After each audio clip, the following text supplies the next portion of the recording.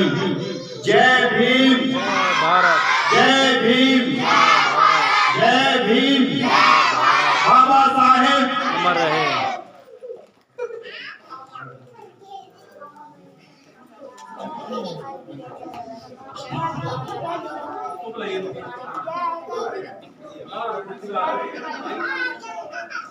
जय भारत, जय गुरुदेव, धन गुरुदेव, जय संविधान।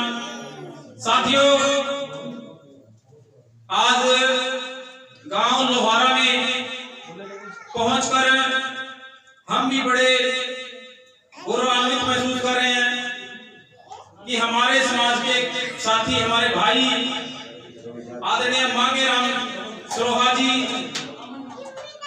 जो डिस्ट्रिक्ट लेवल के जो डीसी के बराबर का जो पद होता है, डीजीएम, डिस्ट्रिक्ट जनरल मैनेजर, उस पद पर उनकी तैनाती हुई है।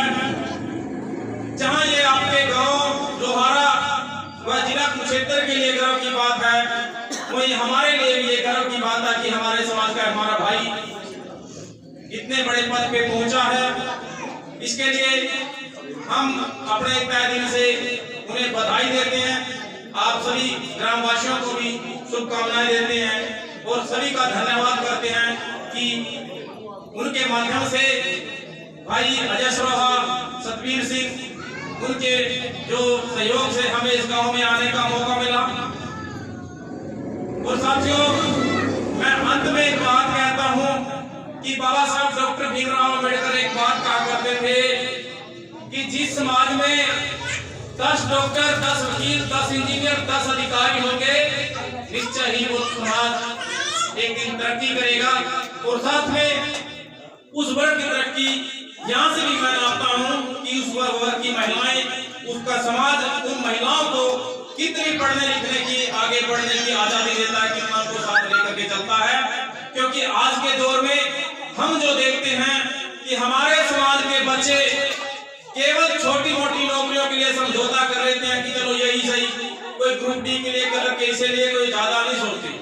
तो साथियों, मैं एक बात कहना चाहता हूं कि कलर ग्रुप डी या चपरासी या छोटी नौकरी से आप अपना पेट तो भर सकते हो, लेकिन समाज के लिए कभी कुछ नहीं कर सकते। आपको उन पदों पे जाना होगा, उन पोस्टों पे जाना होगा जो असल में सरकार जो होती है, अधिकारी होती है। क्योंकि सरकारें, जो मुख्यमंत्री हैं, जो विधायक हैं, वो 5 साल बदलते रहते हैं, लेकिन असल में जो सरकार चलाते हैं, नीतियां बनाते हैं, उनको लागू करते हैं, ये अधिकारी जो लोग होते हैं।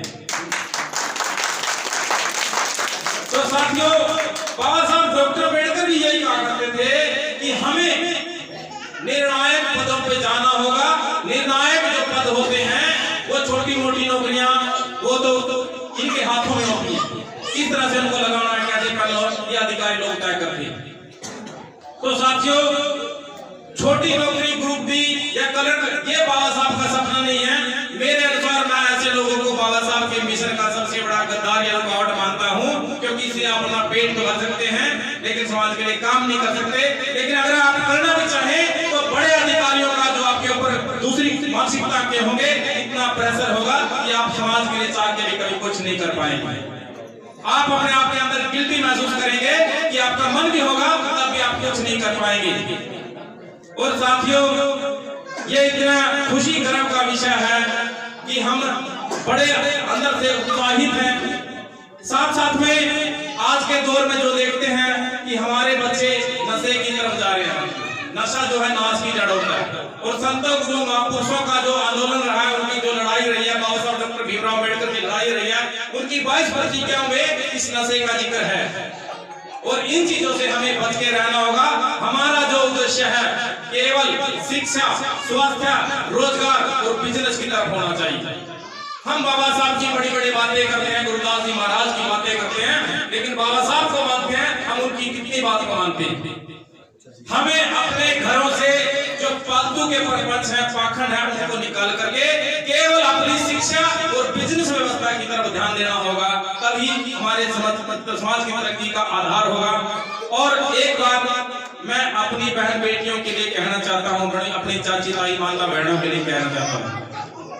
ये मेरी माता बहनों, आप कोई मेरी माँ है, कोई रिश्तेदारी में भी हो सकती है, कोई बहन भी है, कोई दूसरे प्रकार का नाता भी हो सकता है, लेकिन समाज में हमारी सारी माताएं बहनें हैं। आप समाज में अपनी बेटियों के लिए कुर्सी, मेज, बेड आदि की चिंता छोड़ करके उन्हें दहेज में डिग्री देकर भेजिए। कल को मांगे रामी सरोवर की तरह जब अधिकारी लगेगी, पता नहीं कितना दहेज खरीद के ले आएगी। और अंत में एक अपनी बहनों से मैं ये भरोसा भी चाहता हूँ कि हे मेरी बहनों, आप कोई भी ऐसा काम ना करें कि कल को ये कहे कि फलाने की बेटी यहाँ खड़ी थी, वहां खड़ी, इधर देख रही थी। आपकी छोटी सी गलती समाज में हमें शर्मिंदा होना पड़े, आपके माँ बाप को शर्मिंदा होना पड़े। संसार का सबसे मरा हुआ बाप होता है जिनकी बेटी घर से गलत कदम उठा के निकल जाती है। वो माँ बाप हमेशा जीते जी मर जाते हैं, उनका जीना दुश्वार हो जाता है। हे मेरी बहनों, आप इतनी अच्छी पढ़ाई करिए, इतने बड़े पद पे जाइए, और जिस पे भी आप ये कहेंगे ना कि मुझे इस लड़के से शादी करनी है, आपके माता पिता के कहूँ मैं प्रोग्राम के अंदर ये लड़का आपकी लड़की के लिए बिल्कुल कायल है। लेकिन उससे पहले आप अपनी सफलता की तरफ फोकस कीजिए। ये हमारे महापुरुषों का मिशन है। फालतू के प्रपंचों से बच के रहिए और अपने पैसे को बचाइए। बिजनेस और शिक्षा हमारा केवल यही लक्ष्य होना चाहिए। जिस घर की, जिस समाज की आर्थिक स्थिति मजबूत होती है, वहीं से सारी चीजें प्रभावित होती हैं।